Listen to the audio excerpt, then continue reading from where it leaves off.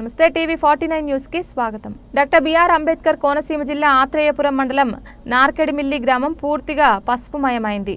సుమారు 30 కుటుంబాలు వైసీపీని వీడి తెలుగుదేశం పార్టీలో చేరారు. వీరికి కొత్తపేట నియోజకవర్గ ఉమ్మడి కూటమి ఎమ్మెల్యే అభ్యర్థి బండారు సత్యానందరావు కండువా కప్పి పార్టీలోకి ఆహ్వానించారు.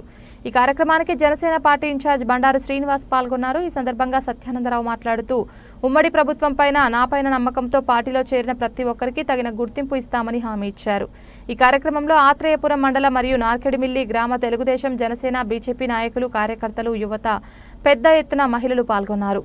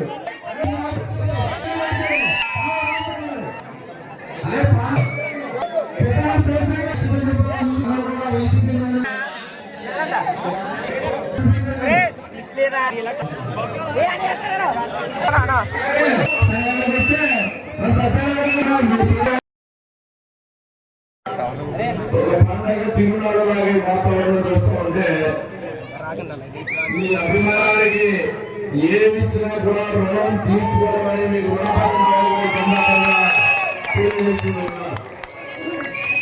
ప్రధానికి కావాల్సింది